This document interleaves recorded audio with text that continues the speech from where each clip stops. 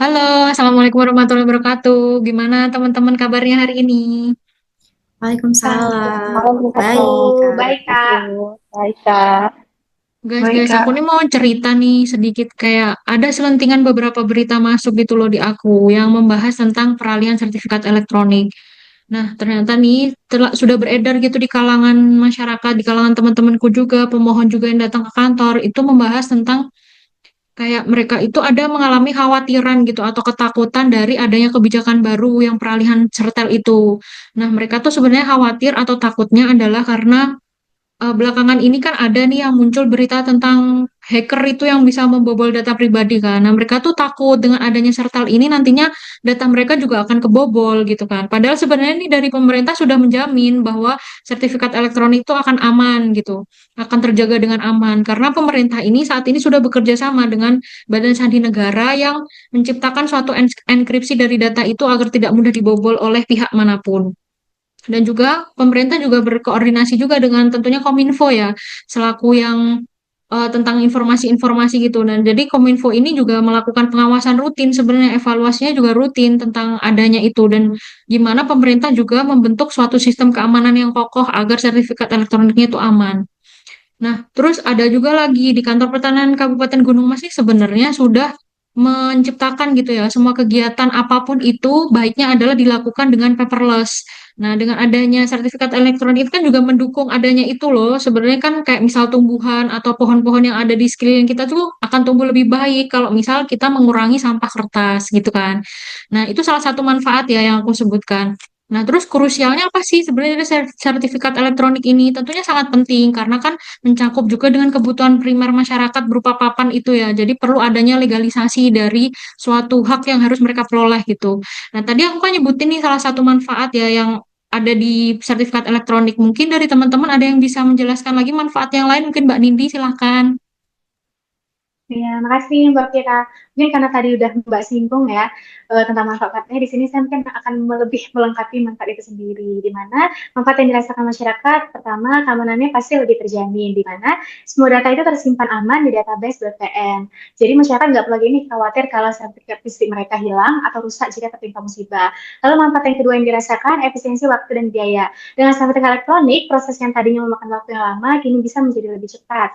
Lalu yang ketiga, minimalisir praktik mafia tanah. Di mana digitalisasi sertifikat ini membuat semua riwayat dan transaksi terkait tanah tercatat secara terpusat dan transparan. Jadi ruang gerak dari bagian oknum yang tidak bertanggung jawab itu pasti makin terbatas ya Mbak. Lalu yang keempat, akses yang mudah. Di mana sertifikat elektronik dapat diakses oleh pemiliknya kapan saja, dari mana saja melalui aplikasi resmi yang disediakan oleh BPN seperti Sentuh Tanahku. Namun dari isu yang dijelaskan oleh Mbak Fira tadi juga, meskipun circle ini memberikan banyak manfaat, tapi tentunya ada masyarakat yang mengalami kendala akan circle ini. Mungkin Mbak Yud bisa bantu menjelaskannya. Terima kasih. Oke, terima kasih ya Mbak Dindi. Selanjutnya ada pun kendala di lapangan terkait peralihan sertifikat elektronik ini. Nah, yang pertama adanya kesenjangan digital di mana masyarakat di daerah terpencil khususnya tuh ada yang masih kesulitan menggunakan teknologi. Yang kedua, adanya risiko keamanan siber. Jadi, karena dia menggunakan sistem teknologi, pastinya apabila sistem tersebut tidak terproteksi dengan baik, tentunya adanya potensi peretasan dan penyalahgunaan data. Nah, yang ketiga itu dari masyarakat itu mindsetnya sebagian dari mereka tuh masih lebih percaya pada sertifikat fisik daripada sertifikat elektronik. Nah, yang terakhir adanya biaya infrastruktur dan transisi di mana pemerintah itu perlu menyiapkan anggaran besar baik dari server, dari jaringan, dari pelatihan SDM. Mungkin itu bisa menjadi salah satu beban ya mungkin dari mereka. Nah, mungkin untuk penjelasan mengenai sikap yang berorientasi pelayanan dan akuntabel terkait sertal ini bisa dijelaskan sama Mbak Agi mungkin? Oke, terima kasih Mbak Yud. Jadi, kalau berbicara soal sertifikat elektronik, artinya kita itu sudah berorientasi pelayanan dan akuntabel dan menerapkan core values lainnya. Nah, di sini saya akan menjelaskan terkait dengan nilai dari core values ASN yaitu berorientasi pelayanan. Nah, di dalam layanan sertifikat tanah elektronik, sikap berorientasi pelayanan sangat penting karena menyangkut akses publik terhadap hak atas tanah secara digital. Nah, di dalam kode etik, kode perilaku berorientasi pelayanan, di situ terdapat cekatan gitu. Artinya dengan kita menerapkan layanan sertifikat elektronik ini, kita memproses permohonan dari konversi sertifikat itu dengan cepat dan tanpa menunda-nunda. Selanjutnya ada transparan, ya kan? Transparan itu menyampaikan bahwa proses layanan tidak dipungut biaya di luar ketentuan serta menunjukkan tarif resmi dan prosedur. Dan satu lagi yang penting itu adalah kita melayani tanpa diskriminasi. Nah, memberikan pelayanan yang sama cepat dan hormat kepada semua kalangan tanpa membeda-bedakan status sosial. Nah, kemudian dari segi aspek akuntabel, sertifikat tanah elektronik itu juga sangat penting untuk menjaga integritas layanan publik dan menjamin kepercayaan masyarakat. Nah, karena kita menjalankan prosedur sesuai dengan aturan. Semua proses penerbitan dan konversi sertifikat elektronik mengikuti regulasi resmi sesuai dengan Permen ATR BPN nomor 1 tahun 2021 tanpa manipulasi. Dan yang kedua, bertanggung jawab atas validitas data.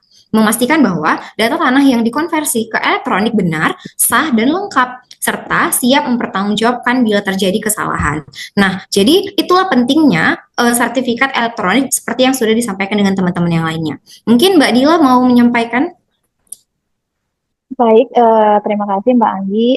Seperti yang sudah disampaikan sebelumnya, dari diskusi ini dapat disimpulkan bahwa perubahan menuju sertifikat elektronik ini merupakan perubahan yang baik, di mana perubahan ini diharapkan membawa banyak manfaat bagi masyarakat, seperti mengurangi birokrasi, mempercepat pelayanan, dan meningkatkan transparansi dalam administrasi pertanahan.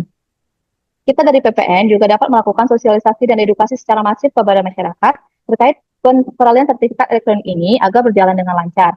Sosialisasi ini tidak hanya tentang keunggulan, tetapi juga tentang cara mengakses, menyimpan, dan memverifikasi keaslian sertifikat dengan melibatkan tokoh masyarakat dan perangkat daerah lainnya agar lebih efektif sampai kepada masyarakat. Oke, Mbak Fira, mungkin penjelasan hari ini dapat menjawab banyaknya pertanyaan yang ada di masyarakat. Segitu dari hasil diskusi kita hari ini. Gimana, Mbak Fira? Oke, jadi sejauh ini jadi aku tahu nih apa yang harus aku jawab ketika nanti misal teman-temanku tanya atau masyarakat di sekitarku tanya. Makasih ya teman-teman atas insight-insight baru yang sudah masuk. Sampai jumpa lagi di diskusi Terima selanjutnya. kasih teman-teman.